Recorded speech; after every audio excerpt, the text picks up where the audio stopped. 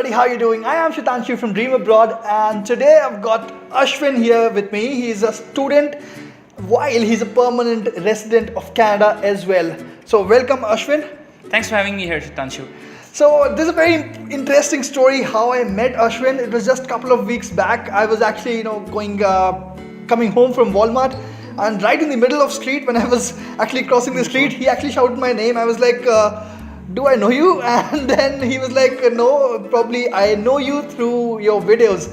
So this was quite strange for me that the reach of my videos is actually getting a lot better, and actually people are actually watching it. The real people who are living in Canada do actually watch it. I used to think that most of my viewers in India, in Asia, and all of the world, they would do watch it. But yes, it's good that people in Canada also watch it.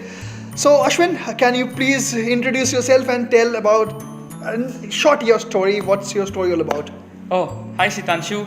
My name is Ashwin Annamalai and I'm from Tamil Nadu, India, and I'm a new Canadian permanent resident.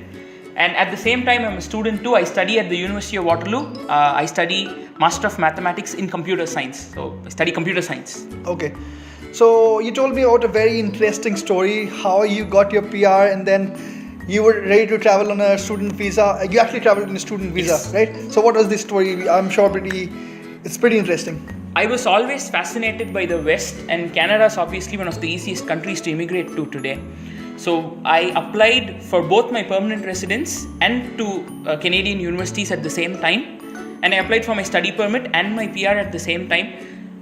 2 days before I was scheduled to leave on a study permit to Canada, I got my passport request, my final passport request back in India.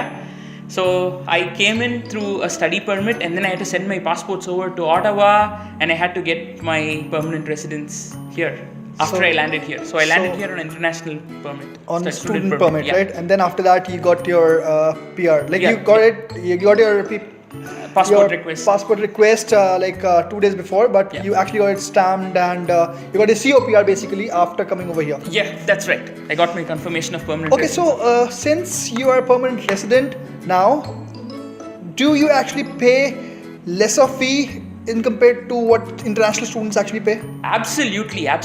I pay almost a third of what international students pay. So if you're a permanent resident, you're considered a domestic student and you pay the same fees as Canadian citizens would pay. So that's a really good thing for me. So you can look it up on the University of Waterloo's website for my program. It's around $2,500 for domestic students, that is PRs and citizens.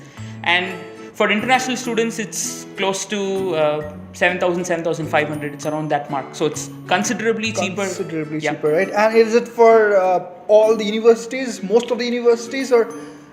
Yeah, all universities in Ontario have differential fee for international students and domestic students pay considerably lower fees than international students. And I also know about universities in Quebec. They have a 3-tier system. McGill University, for instance, has a 3-tier system. Quebec residents pay much lesser fees.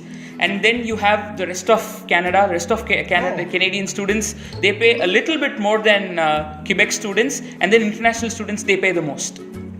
Okay, so so many people asking this question that if we are permanent residents, do we actually get to pay lesser fee? So the answer is yes. It's considerably low. I'll try to put on the screenshots here as well. And then, okay, moving on. Oh, I also have something to add to it. Yeah. So I know a friend in university. So she's studying her undergrad in computer science and she's in her 3rd year right now. What happened was her parents got a permanent residence so that her fees would get lowered. That was one of the major reasons, because undergrad is much more expensive than postgraduate studies here. So it made financial sense for her parents to get a permanent residence here. Okay, so that's really nice. So you got your answer.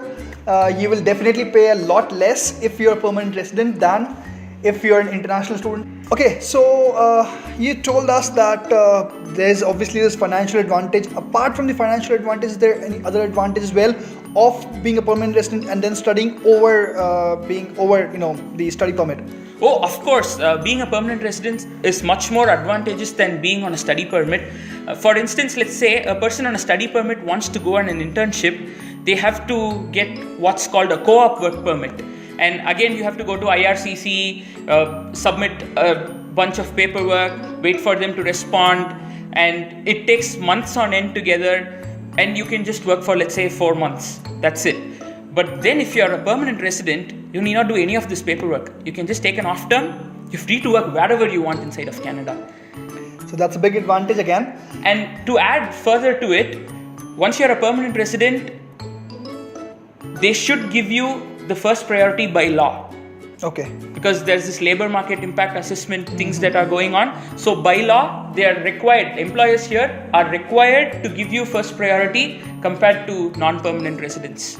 Okay, so obviously it is really helpful if you are a permanent resident and then you are studying. Okay, so moving on to the other parts. Can you tell us about your PR story? Like, did you apply the PR through your own? What was the timeline and all? Oh, I did apply PR on my own. One of my friends, Karthik, he's in Vancouver right now. He was the one that first told me about the Canadian permanent residence process, and he encouraged me to apply on my own. I was under a dilemma on whether to go through a consultancy or whether I could do it on my own, but Karthik encouraged me to do it on my own. And right after I submitted my application for my PR, Shitanshu started releasing all his videos on Dream Abroad. He distilled all the information and it was there in one source, but I had to do a lot of reading on a lot of forums, talk to a lot of people. So if you're in the process of applying for permanent residence, take a look at all his previous videos. He's answered all the questions that might arise during the process. Follow his advice. And subscribe to his channel. Yes, and subscribe to my channel. That's the most important part. He's saving you a lot of time and money. Right. So moving on to the next question. Okay, so how much time did the entire process took? So what is the timeline? Okay, I thought about moving to Canada in January 2018. In February 2018, I wrote my IELTS. And did you crack it in first go? Like oh, yes. CLB 9? I got a CLB 10. Oh, is it? Yeah, without a CLB 10, I wouldn't be sitting here. You need a CLB. If you are a person with just a bachelor's degree, without a CLB 10, getting into Canada is going to be very hard for you.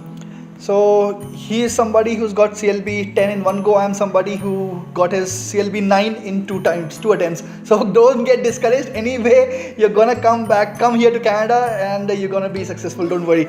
Yes. So tell me about the rest of the story, the timeline actually.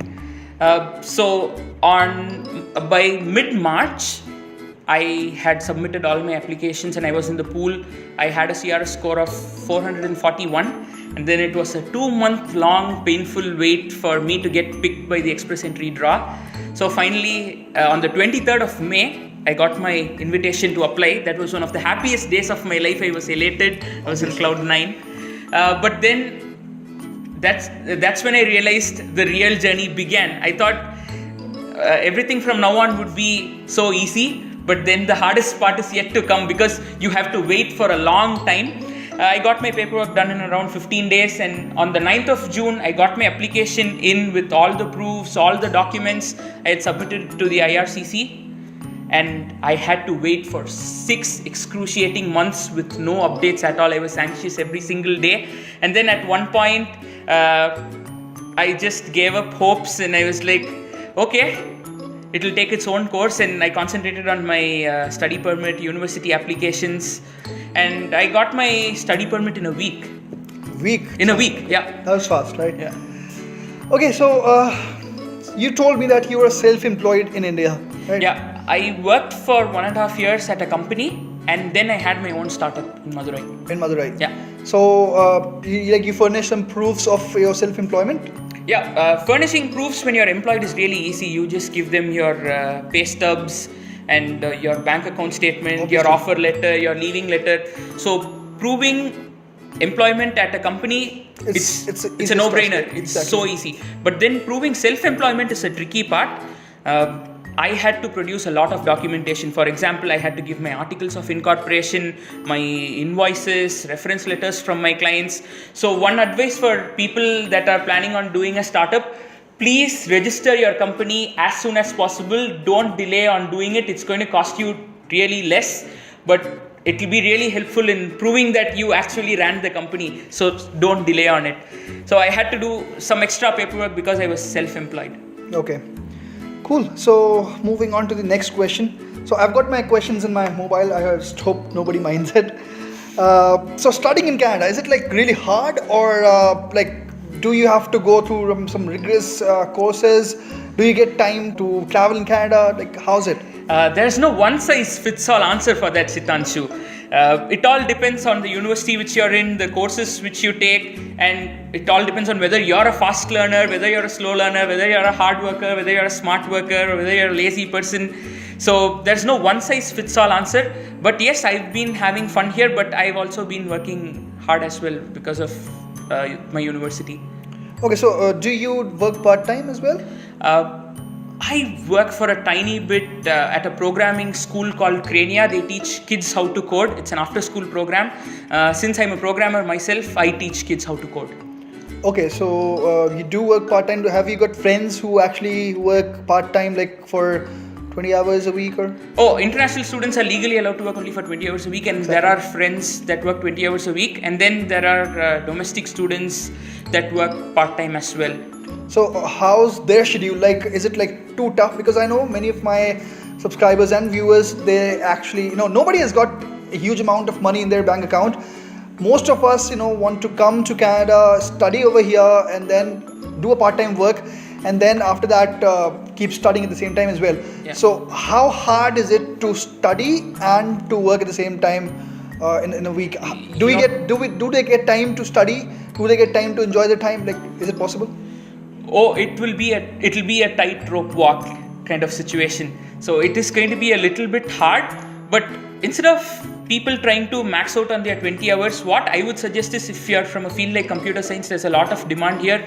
You can get a part-time job that pays you more than minimum wage, maybe even double the minimum wage. So that would be a smart thing to do. You should try to increase the money that you earn per hour rather than try to increase your hours in an illegal way. Obviously, so there was an incident which I actually made a video about. So a gentleman, an Indian Punjabi gentleman, he actually was driving a truck, and then he was pulled over by a policeman, and he was probably behind the bars or something because of that rule that he broke. So obviously this is considered as a crime here, so please don't do it. Right, so when it comes to choosing the college or the university where you want to go, so would you recommend choosing Ontario or going to other provinces, let's say Quebec? Oh, I love Ontario. Ontario is one of the best provinces in Canada, especially Definitely it is. Yeah, it's an amazing place, and it has a lot of universities and colleges.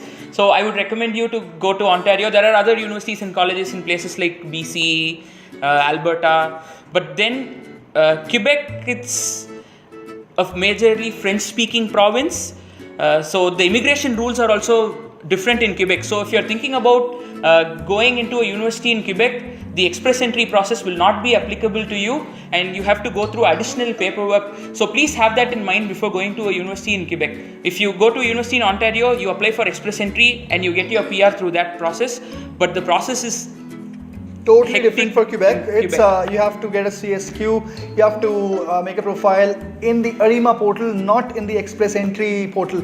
So it's a totally different thing, getting a PR through Quebec, being a Quebec resident, or if you want to immigrate to Quebec. Okay, so I guess that is it. I won't elongate this video too much. Thank you so much, Ashwin, for your time. It was really good on his part. I called him today and just to ask if he actually agrees for an interview. Not everyone is comfortable in front of this camera. It's really tough. I know how tough it is because I ask many people that they tell me their amazing stories, and I'm like, dude, can you tell this to my viewers in front of the camera? But they are like, no, I'm not comfortable in front of the camera. So it's really, I'm really thankful to you that you actually agreed to do this. Thank you. I'm sure it will be helpful for most of our viewers out there as well. So thank you, Ashwin. Thank you for having me here. Thank you. And click the bell icon and the subscribe button. Do not forget to do that. Thank you so much. Thank you.